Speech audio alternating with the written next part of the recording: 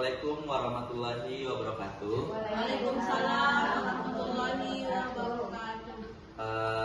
Terima kasih kepada Bapak Ibu yang telah memenuhi kegiatan bimbingan teknis dari kegiatan kami, yaitu aksi nyata CGP Angkatan 10 yang berjudul penerapan budaya positif di sekolah. Harapan kami untuk kegiatan ini Bapak Ibu bisa mengikuti dari awal kegiatan sampai akhir kegiatan, sehingga terbentuknya nanti kegiatan-kegiatan ataupun hasil dari bimbingan teknis aksi nyata kami pada pertemuan kali ini yang berjudul yang tadi penerapan budaya positif di sekolah. Kita sangat perlu untuk menerapkan disiplin di sekolah, di mana kita harus membudayakan penerapan disiplin positif. Sebelumnya mau bertanya kepada Pak Ibu, dalam kehidupan kita sehari-hari apa pengertian dari budaya positif? Coba Ibu F, menurut Ibu dalam pengertian kita sehari-hari apa artinya budaya positif, Bu? Menerapkan tata tertib di rumah, Kak. Nah, di situ Ibu F menyatakan tata tertib yang ada di rumah. Ya. Ada lagi mungkin Ibu Yaya? Ya, kalau menurut saya budaya positif itu kebiasaan-kebiasaan positif yang kita lakukan di sekolah. Nah, ya, menurut Ibu Yaya pada pengertian budaya positif adalah sebuah kebiasaan yang ada di sekolah. Nah, itu betul semua, nggak ada yang salah. Cuma di sini budaya positif ini adalah gimana caranya kita membudayakan, membiasakan. Kalau di sini kan kayak datang terlambat seperti yang kita lakukan pada siswa pada kegiatan rutin kita selalu memberikan hukuman bentuknya. Kasih hukuman, habis itu baru mereka mungkin bisa masuk ke dalam kelas untuk mengikuti pembelajaran. Nah, di penerapan budaya positif di sekolah ini kita akan dibentuk bagaimana caranya untuk membiasakan kayak hukuman itu diganti dengan hal-hal yang baik dan bisa menyadarkan peserta didik kita, sehingga peserta didik kita tidak melakukan hal yang sama untuk kesalahan yang terus berulang, sehingga ada solusi dari sebuah masalah. Next.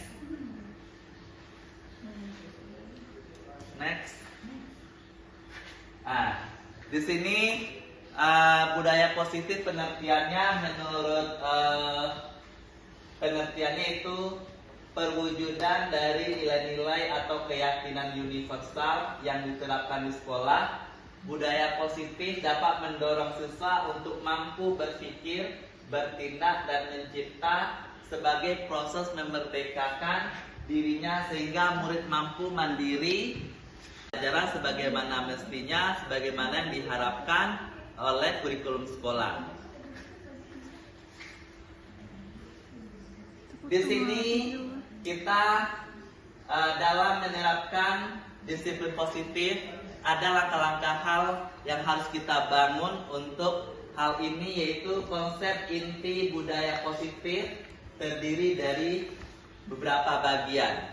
Yang pertama itu adalah perubahan paradigma belajar, yang kedua disiplin positif itu sendiri, yang ketiga kebutuhan dasar manusia, yang keempat motivasi perilaku manusia, yang kelima posisi kontrol guru, yang keenam keyakinan kelas, yang ketujuh yaitu segitiga restitusi.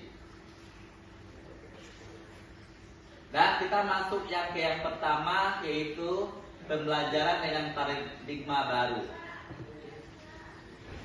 Kita tahu bahwa dalam mewujudkan paradigma baru ini kita berpedoman kepada profil pelajar Pancasila, di mana terdiri dari 6 bagian yang terdiri dari profil pelajar Pancasila kita. Silakan Bu Aina. Beriman dan bertakwa. Beriman dan bertakwa dan berakhlak mulia. Nah, itu yang pertama ya. Terima kasih Bu Aina. Ya, itu yang kedua Ibu Tari, coba.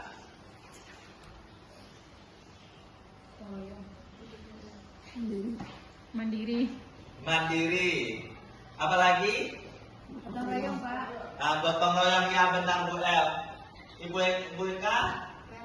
Ada kreatif. Terakhir? bernada kritis. Bernada kritis. Ya, itu ada lebih kurang ada 6 profil pelajar Pancasila yang akan membantu mewujudkan peserta didik kita sehingga kegiatan-kegiatan disiplin positif dalam paradigma baru akan terwujud, di mana pembelajaran dengan paradigma baru merupakan pembelajaran yang dirancang berdasarkan prinsip pembelajaran berdiferensiasi sehingga para peserta didik belajar sesuai kebutuhannya. Jadi peserta didik ini kita tuntun sesuai dengan kebutuhannya. Jadi selama ini kita mungkin ya udah anak-anak masuk ke IPA, silakan masuk IPA sesuai dengan mungkin nilai rata-ratanya per mata pelajaran, dan begitu juga dengan peserta didik kita yang pilihannya IPS. Jadi kita menyusun itu mungkin berdasarkan nilai rata-rata. Padahal anak-anak kita itu ada yang suka dengan pembelajaran tertentu, ada yang tidak suka dengan pembelajaran tertentu. Sehingga untuk itu kita perlu melakukan pembelajaran berdiferensiasi, baik itu kontennya, baik itu isinya, ataupun karakter peserta didik itu sendiri yang harus kita diferensiasi sehingga peserta didik kita itu belajar sesuai dengan kebutuhan, sesuai dengan kodrat alam dan kodrat zamannya, sehingga pembelajaran paradigma baru itu menjadi penguatan kompetensi dan pengembangan karakter peserta didik sesuai dengan dimensi pelajar profil Pancasila. Ya, yang kedua yaitu indikatornya adalah disiplin positif, di mana disiplin positif ini adalah kebiasaan hal yang baik seperti yang kita ungkapkan di awal tadi, mencakup sikap, perilaku maupun tutur kata oleh seluruh keluarga di sekolah, terutama bagi murid agar dapat berkembang menjadi pribadi yang kritis, mandiri dan bertanggung jawab. Nah, itu tuntutannya ke dalam disiplin positif. Jadi anak-anak kita itu bisa menjadi pribadi yang kritis, bisa mandiri dan bertanggung jawab.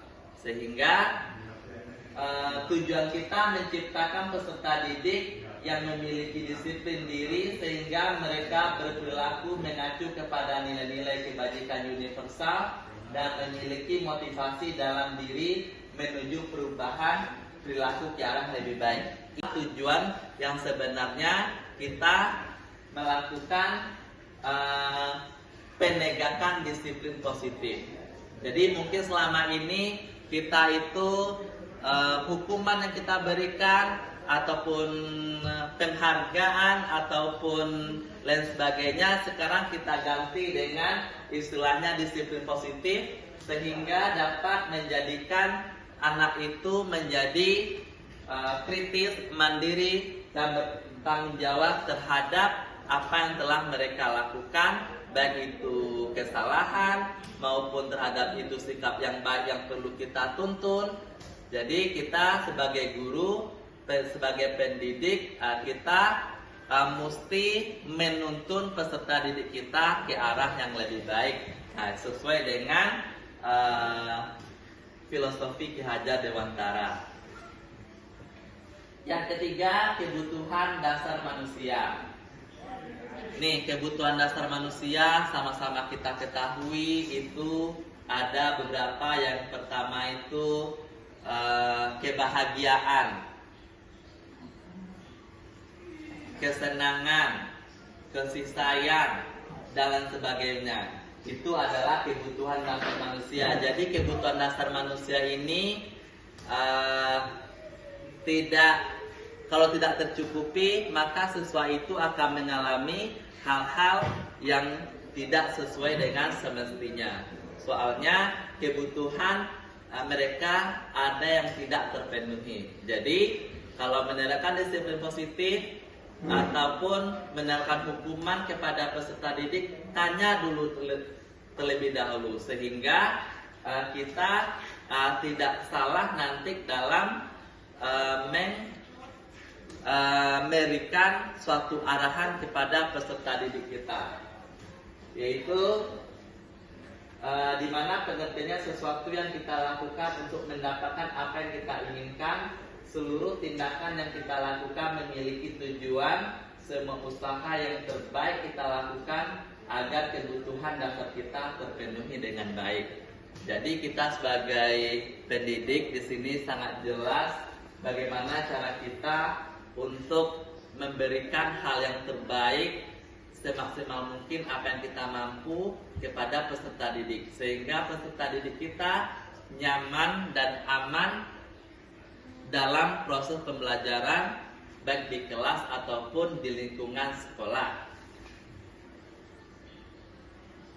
Nah, ini yang tadi kebutuhan dasar manusia ada untuk bertahan hidup, kasih sayang dan rasa diterima, penguasaan, kebebasan, dan kesenangan. Di sini bertahan hidup. Bertahan hidup ini seperti kebutuhan kita, kebutuhan sandang kita, di mana mereka butuh makanan, pakaian, tempat tinggal, keamanan, dan kesehatan. Sehingga dalam kebutuhan bertahan hidup bagi peserta didik kita, jika tidak terpenuhi, itu akan menjadikan motivasi peserta didik kita akan berkurang, sehingga inilah yang harus kita antisipasi agar kebutuhan bertahan hidup dari peserta didik kita ini bisa terlengkapi, sehingga pembelajaran diharapkan sesuai dengan sebagaimana mestinya. Yang kedua yaitu kasih sayang dan rasa diterima. Jadi ini sangat penting juga bagi peserta didik kita, di mana rasa diterima, siswa kita bisa berbagi, baik kita terhadap siswa ataupun siswa bisa curhat dengan kita sebagai orang yang dipercaya mungkin, dan bisa diterima di beberapa kelompok di semua tanpa terjadi diskriminasi terhadap peserta didik tersebut. Jadi yang ketiga, penguasaan. Di penguasaan ini harga diri, keinginan untuk dianggap, memimpin, berprestasi, diakui dan didengar. Nah, ini perlu juga ditanamkan kepada kita agar kita bisa menerapkan penguasaan terhadap peserta didik kita, sehingga kebutuhan dasar itu bisa terpenuhi, sehingga akhirnya disiplin positif itu akan terwujud sebagaimana tujuan dari disiplin positif itu sendiri. Yang keempat, kebebasan. Jadi kebebasan di sini bukan bebas, tapi kebebasan yang ada aturannya, sehingga peserta didik itu tetap berada pada koridor yang berlaku sesuai dengan keyakinan kelas ataupun ke sekolah yang telah kita sepakati. Terus selanjutnya adalah kesenangan. Kesenangan ini have fun, mungkin butuh liburan dan butuh bermain dan tertawa di antara siswa. Jangan kita kalau kita melihat peserta didik kita itu ada yang murung, ada yang tidak semangat, dalam belajar. Poin ini dirasa salah satu poin yang perlu kita lakukan untuk apa yang terjadi sehingga menjadi semangat lagi dalam proses pembelajaran dan kebutuhan dasar manusianya menjadi terpenuhi. Yang keempat yaitu teori motivasi manusia. Motivasi mungkin dalam setiap pembelajaran yang kita lakukan, di dalam setiap pertemuan kita melakukan motivasi terus terhadap peserta didik agar peserta didik kita semangat untuk memulai pembelajaran selama berada di dalam kelas sesuai dengan rancangan kita. Mungkin ada 2 jam pelajaran, ada 3 jam pelajaran, dan seterusnya. Dimana seperti tadi motivasi ini kita sama sudah ketahui bahwasanya motivasi itu adalah dorongan untuk melakukan sesuatu baik yang berasal dari dalam maupun dari luar diri seseorang. Dimana motivasi ini terbagi 2, yaitu motivasi intrinsik dan motivasi ekstrinsik. Seperti yang pengertiannya tadi, yang di dalam diri ini motivasi yang telah timbul dari peserta didik sendiri sehingga dia termotivasi, bersemangat, dan mau untuk mengikuti.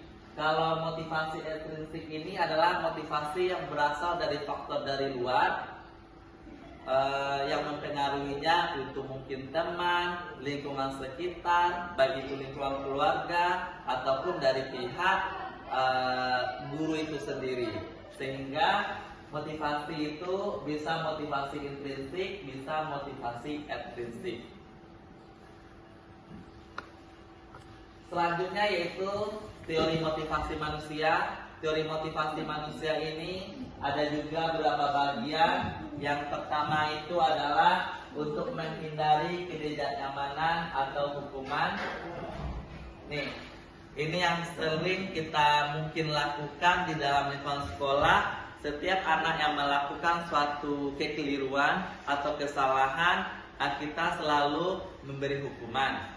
Hukuman itu bisa hukuman verbal ataupun hukuman fisik yang sudah menjadi budaya di kita, sehingga menjadikan peserta didik itu kalau emang misalkan ada yang paham pasti mereka paham, dan kebanyakan dari mereka anak kita setiap kita memberi hukuman itu menjadikan awal dari peserta didik itu menjadi tidak semangat dalam belajar karena sudah kita berikan hukuman terlebih dahulu dan kita jalankan pembelajaran selama mungkin normalnya itu 8 atau sampai 9 jam setiap harinya, sehingga sudah ada masalah di rumah, ditambah lagi mereka mendapat hukuman di sekolah dan melakukan pembelajaran, itu menjadikan mungkin peserta didik kita yang belum mengerti menjadi tambah nggak ngerti. Jadi biarlah ada hukuman hari ini, besok hukumannya kayak gitu lagi. Jadi dengan adanya teori motivasi manusia ini menjadikan kita membuat disiplin positif. Jadi hukuman tersebut berasal dari peserta didik. Itu intinya. Jadi peserta didik bisa mandiri dan bertanggung jawab setiap ada kesalahan. Yang selanjutnya adalah untuk mendapatkan imbalan atau penghargaan dari orang lain. Jadi kalau kita melakukan sesuatu, ada kalanya kita pasti mengharapkan imbalan, mungkin istilah kerennya mungkin mencari perhatian. Jadi kayak gini-gini. Jadi ada mengharapkan sesuatu dalam setiap tindakan yang dilakukan oleh peserta didik. Jadi kita arahkan motivasi manusia ini ke arah yang lebih baik. Jadi tidak hanya mendapatkan imbalan. Jadi motivasi lahir dalam diri manusia, dari dalam diri peserta didik, sehingga lahir motivasi itu secara natural, secara alami, sehingga yang ini untuk mendapatkan imbalan atau penghargaan dari orang lain itu jangan ada niat yang terselubung dari setiap apa yang kita lakukan. Terus selanjutnya untuk menjadi orang yang mereka inginkan dan menghargai diri sendiri tadi dengan nilai-nilai yang mereka percaya. Nih, motivasi jangan sampai salah kita berikan kepada peserta didik, baik hukuman, baik itu penghargaan, ataupun nanti namanya dikenal restitusi dan lain sebagainya. Jadi kita sebagai peserta didik, walaupun teori motivasi manusia ini sesuatu hal yang dapat juga memberikan efek yang kurang baik apabila kita salah-salah dalam memberikan motivasi kepada peserta didik. Nah, ini hukuman yang mungkin secara umum yang sering kita lakukan, yaitu mungkin murid minta push up 15 kali karena tidak mengerjakan PR. Nah, itu misalkan. Jadi ini berupa fisik, hukuman atau konsekuensi. Kalau menurut Ibu Yaya, ini nomor 1 ini sifatnya apa, Bu? Hukuman. Jadi murid diminta untuk push up 15 kali karena tidak mengerjakan PR, itu termasuk hukuman. Kalau nomor 2, Ibu Gusti, Bu, kalau menurut Ibu Gusti apa nomor 2 ini, Bu? Mengganti kertas perman yang telah coret-coret. Itu bentuknya apa, Bu? Hukumankah atau konsekuensi kah? Konsekuensi. Konsekuensi, pendapat Ibu Gusti. Yang ketiga, membersihkan WC karena terlambat datang ke sekolah. Hukuman. Nah, menurut Bu R apa, Bu R? Hukuman. Nah, menurut Bu R, membersihkan WC karena terlambat datang ke sekolah itu berupa hukuman. Yang keempat, mungkin Ibu Aina, membersihkan coretan yang dibuatnya di meja tulis. Konsekuensi. Jadi, itu dapat kita ketahui perbedaan di antara konsekuensi yang kita berikan atau hukuman yang mereka dapatkan. Nah, jadi peserta didik kita bisa menerima konsekuensi atau hukuman tergantung kepada kita pendidik untuk memberikan apa kepada peserta didik, sehingga antara hukuman, konsekuensi dan penghargaan itu mirip-mirip, sehingga bagaimana caranya kita menerapkan disiplin positif di lingkungan sekolah. Mungkin anak ini perlu menerapkan konsekuensi, perlu memberikan hukuman, perlu memberikan penghargaan.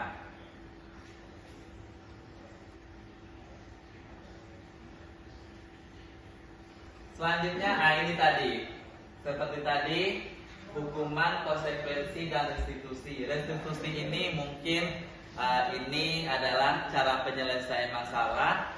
Nama yang dikenal pada sekarang ini dikenal dengan restitusi. Hukuman tidak berencana, tiba-tiba murid tidak tahu apa-apa yang akan terjadi. Terus selanjutnya bersifat satu arah berupa hukuman fisik. Itu ciri-ciri dari hukuman.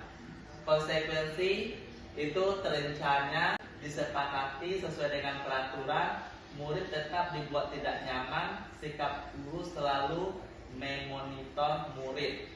Nah, jadi agak mirip antara konsekuensi dengan hukuman. Jadi gimana caranya dalam disiplin positif kita sama-sama nyaman, kita sama-sama lingkungannya nyaman, sehingga kita pun kerja, siswa pun belajar bisa terakomodasi dengan baik, sehingga tujuan pembelajaran tersebut, tujuan dari disiplin positif tersebut bisa berjalan sesuai dengan apa yang kita inginkan. Nah, ini restitusi mungkin Bapak Ibu sudah mengenal juga. Jadi restitusi ini proses pencapaian kondisi bagi murid untuk memperbaiki kesalahan, proses kolaboratif yang mengajarkan murid mencari solusi sendiri. Jadi diharapkan dengan ini restitusi ini kita bisa berkomunikasi dengan siswa, dengan peserta didik yang kita anggap melakukan sesuatu hal yang di koridor, bisa kita lakukan dengan restitusi. Nih, 5 posisi kontrol guru. Nah, kita sebagai pendidik ada 5 posisi kontrol kita sebagai penentu, pengendali di lingkungan sekolah. Yang pertama, penghukum. Yang kedua, pembuat rasa bersalah. Yang ketiga, bisa menjadi teman, bisa menjadi pemantau, bisa menjadi manajer. Jadi tingkat yang paling atas itu kita sebagai manajer, ini adalah kebijaksanaan yang kita putuskan di akhir dari mungkin penghukum, mungkin pembuat rasa bersalah, bisa menjadi pemantau, bisa menjadi teman. Jadi di penghukum ini jelas kita memberikan hukuman kepada peserta didik setiap melakukan sesuatu hal yang tidak diinginkan, tidak sesuai dengan disiplin di sekolah. Yang kedua, pembuat rasa bersalah. Pembuat rasa bersalah ini kita memberikan suatu dorongan terhadap apa yang mereka lakukan, sehingga dengan sendirinya mereka mengakui kesalahan yang telah mereka lakukan. Di sini guru juga bisa menjadi seorang teman bagi peserta didik kita. Jadi sebagai teman ini kita bisa mungkin cerita, bisa berbagi, bisa sharing terhadap peserta didik. Yang keempat, pemantau. Pemantau di sini bisa kita secara jarak jauh mungkin melihat dari teman-teman sejawat kita apakah benar itu atau salah terhadap siswa tersebut yang kita tuduhkan. Ini sifat guru sebagai pemantau di bidang kontrol guru. Jadi di kontrol guru ini adalah upaya-upaya kita untuk menegakkan disiplin sekolah, disiplin budaya positif yang ada di sekolah kita. Dengan adanya ini, penghukum, pembuat rasa bersalah, bisa menjadi teman, bisa menjadi pemantau, bisa menjadi manajer. Itu 5 posisi kontrol guru. Lanjut. Ini penghukum. Seperti dijelaskan tadi, di penghukum ini nada suara tinggi, bahasa tubuh, mata melotot dan jari menunjuk-nunjuk, menhadik, hukum bisa fisik atau verbal. Itu kata-kata yang kita berikan sebagai posisi kontrol, yaitu penghukum. Nada menhadik, hei hei hei, kayak gitu, itu merupakan sebagai penghukum. Itu posisi kontrol yang pertama tadi, yaitu nada suara tinggi. Berarti tinggi aja nada suara kita itu sudah dicap sebagai penghukum dalam posisi kontrol guru. Bahasa tubuh, mata melotot, jari menunjuk tadi, menhadik. Jadi akan bertampak kepada apa? Jadi sesuatu tersebut akan dendam kepada kita. Nih, jangan sampai yang terjadi mereka itu dendam kepada kita, akan menjadikan bisa dijalankan oleh peserta didik itu sendiri. Jadi kalau kita, pasti mereka setengah-setengah, ada yang setuju dan ada yang tidak setuju. Itu jadi posisi manajer ini yang mesti kita terapkan dalam dunia pendidikan, sehingga harapannya ke depan peserta didik kita nyaman, mandiri, dan bisa bertanggung jawab dalam menerapkan disiplin positif atau budaya positif di lingkungan sekolah. Jadi tidak ada keterpaksaan bagi peserta didik kita untuk melaksanakan sesuatunya. Jadi mulailah kita berbenah lagi, sehingga budaya positif di sekolah ini bisa terwujud bagi semua warga lingkungan sekolah. Jadi kalau lingkungannya positif, jadi semuanya positif, jadi kita nyaman untuk bekerja ataupun menuntut ilmu bagi peserta didik kita sebagai objek dari peserta usaha kita. Jadi guru kan objeknya adalah peserta didik. Lanjut. Keyakinan kelas. Keyakinan kelas ini sama-sama kita sudah pahami, di mana kesepakatan kelas yang diyakini bersama guru dan murid. Nah, jadi jelas sini bersama murid dan guru. Jadi tidak salah satu pihak saja, guru saja, murid saja. Jadi semua insan yang ada di dalam kelas tersebut bisa memberikan pendapat, bisa memberikan ide ataupun gagasan sehingga keyakinan kelas itu tercapai sebagaimana yang diharapkan, sehingga akan membentuk disiplin positif baik lingkungan kelas khususnya ataupun lingkungan sekolah pada umumnya. Jadi keyakinan kelas ini bisa dibuat di awal pertemuan, bisa dibuat setiap kali pertemuan, bisa dibuat saat kita ada sesuatu yang harus kita revisi mungkin terhadap keyakinan kelas tersebut. Nah, hasil keyakinan kelas, lanjut. Nih, hasil keyakinan kelas tadi itu, dengan ada keyakinan kelas, murid bisa menjadi teratur, murid bisa menjadi lebih sopan mungkin, lebih mandiri, dan lebih bertanggung jawab terhadap apa yang mereka kasih pendapat tadi. Jadi pendapatnya itu kalau sudah sepakat bersama di ruang kelas, berarti itulah keyakinan kelas yang kita sepakati. Nih, segitiga restitusi setiap masalah yang kita berikan atau kita tinjau kepada peserta didik, ini adalah solusi yang terbaik yang kita jalankan sehingga siswa tersebut dapat solusi dari masalah tersebut. Jadi guru dan sebagai pendidik bisa menerapkan segitiga restitusi untuk hal ini. Jadi yang pertama itu adalah di mana pengertian segitiga restitusi itu suatu proses dialog yang dijalankan guru ataupun orang tua agar dapat menghasilkan murid yang mandiri dan bertanggung jawab. Segitiga restitusi membantu siswa memiliki tujuan, disiplin positif, dan memperbaiki dirinya setelah berbuat salah. Terakhir, restitusi bukan untuk menebus kesalahan, namun untuk belajar dari kesalahan.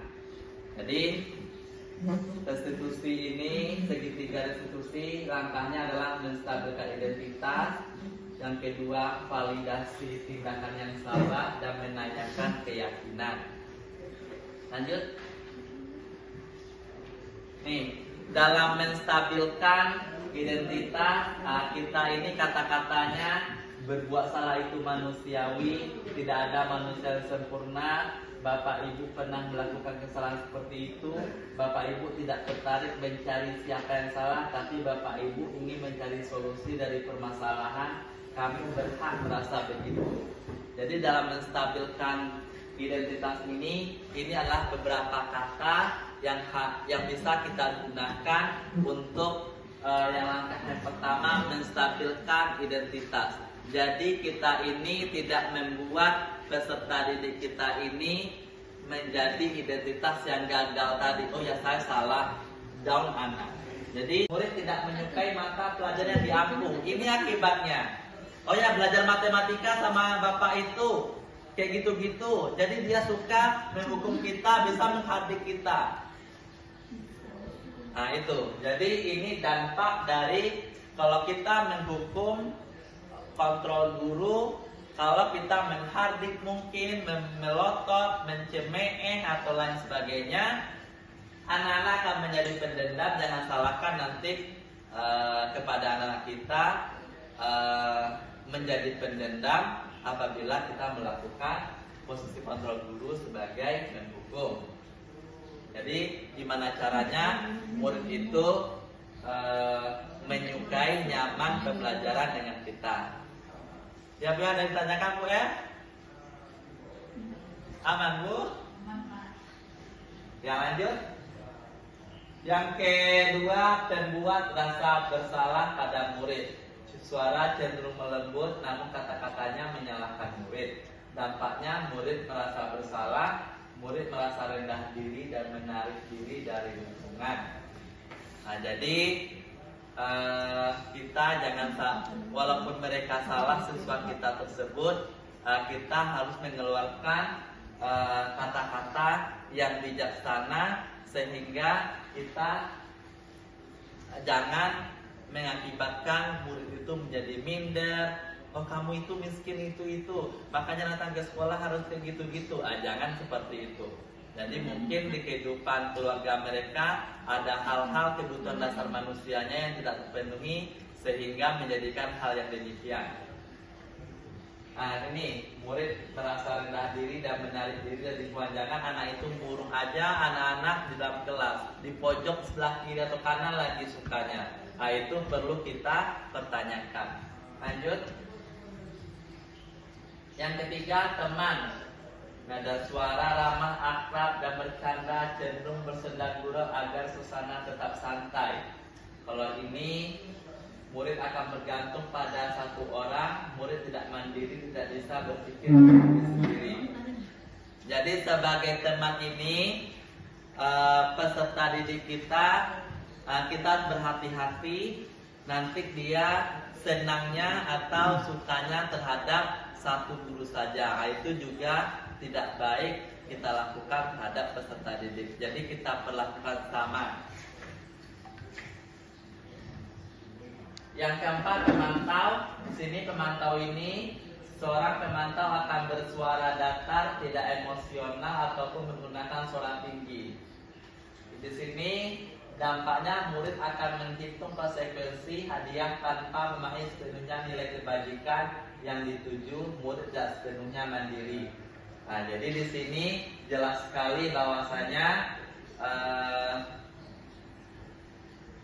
nih konsekuensi yang kita beri. Oh, hari Senin dia kasih konsekuensi ini, berarti hari besok kalau kita melakukan ini apa ya? Nah, jadi jangan sampai siswa tersebut melakukan tidak disiplin positif sehingga menjadikan konsekuensi itu menjadi hal yang biasa bagi mereka dan menjadikan hal tersebut tidak mandiri. Yang selanjutnya manajer. Ini mungkin posisi yang harus kita gunakan dalam memproses mungkin katanya yang lebih baik dalam menerapkan disiplin sekolah.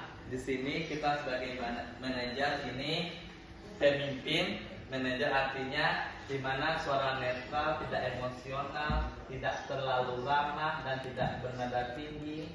Guru membimbing murid untuk memecahkan masalahnya sendiri. Jadi dampaknya apa? Ini dampaknya yang paling positif di antara yang lainnya tadi, murid bisa mandiri dan murid menjadi percaya diri dan dapat memecahkan masalahnya. Jadi masalah tersebut itu kita sebagai manajer, kita mendapatkan solusinya dari siswa itu sendiri. Jadi dari pendapat siswa itu sendiri solusinya. Jadi mereka bertanggung jawab pada akhirnya terhadap solusi yang didapatkan secara bersama. Jadi misalkan kita diskusi, kita tanyakan solusinya kepada siswa, jangan kita yang memberikan solusi. Jadi ada penguatan tersendiri, bisa kita gunakan kata-kata di sini. Oh ya, kamu benar, kamu salah di situ. Tapi tidak semua orang bisa berbuat benar. Ada juga kita berbuat salah. Dari kesalahan tersebut bisa kita ambil suatu hikmah. Itu sudah menstabilkan identitas. Jadi di samping ada kesalahan mereka itu, kita juga bisa memilih kata-kata ini untuk memberikan keyakinan bagi peserta didik kita agar menjadi identitas yang tidak gagal atau yang dikenal dengan menstabilkan identitas. Selanjutnya kedua, validasi tindakan yang salah. Ini kata-kata yang mungkin kamu pasti punya alasan mengapa melakukan hal itu. Kamu patut bangga pada dirimu sendiri karena kamu telah melindungi sesuatu yang penting buatmu. Kamu boleh mempertahankan sikap itu, tetapi kamu harus menambahkan sikap yang baru.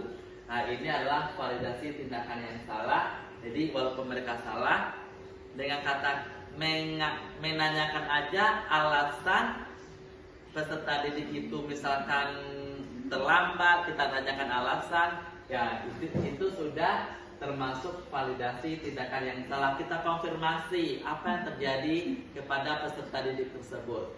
Lanjut. Yang ketiga, langkah yang terakhir, menanyakan keyakinan. Nih, kita menanyakan lagi keyakinan kelas.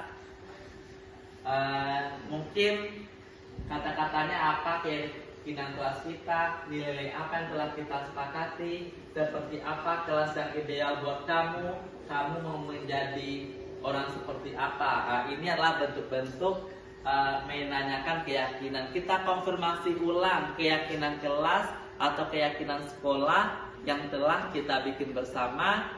Jadi kita konfirmasi sudah kesalahan. Misalkan terlambat, mungkin terlambat ini keyakinan kelasnya apa?